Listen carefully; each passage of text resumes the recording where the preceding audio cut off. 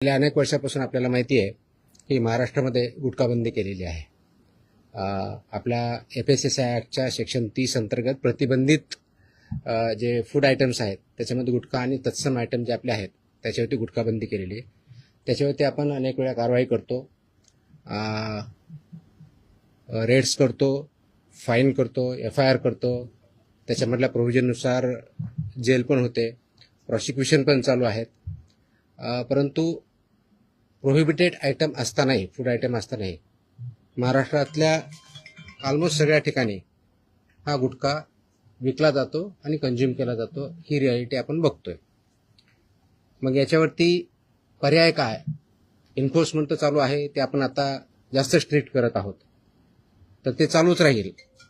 परंतु याच्यावरती काही डेटरन्स असा क्रिएट करता येईल का की ज्याच्या माध्यमातून, कारण प्रोड्युसर तर इथं नाही आहेत प्रोहिबिटेड असल्यामुळं, ते बाहेरून आपण जे याच्यामध्ये इन्व्हॉल्व असणारे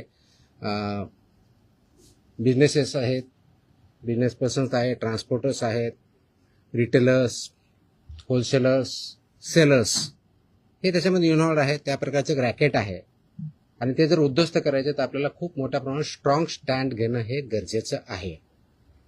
ह्या निष्कर्षापर्यंत शासन पोहोचलेलं आहे आणि म्हणून मध्ये बऱ्याच वेळेस याच्यावरती डिस्कशन पण झालं की काय केलं पाहिजे. आणि मी इथं जॉईन झाल्यानंतरही याच्यावरती आम्ही विचार केला काय करता येईल, कारण याच्यामध्ये this is a danger to public health आणि म्हणूनच तो आयटम प्रोहिबिट केलेला आहे.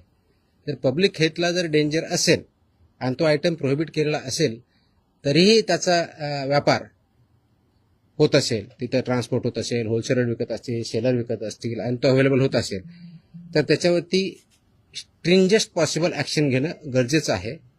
ह्या निष्कर्षापर्यंत पोहोचल्यामुळं आज दिनांक 12 जून रोजी मी मोका लावण्याचे आदेश पारित केलेले आहेत.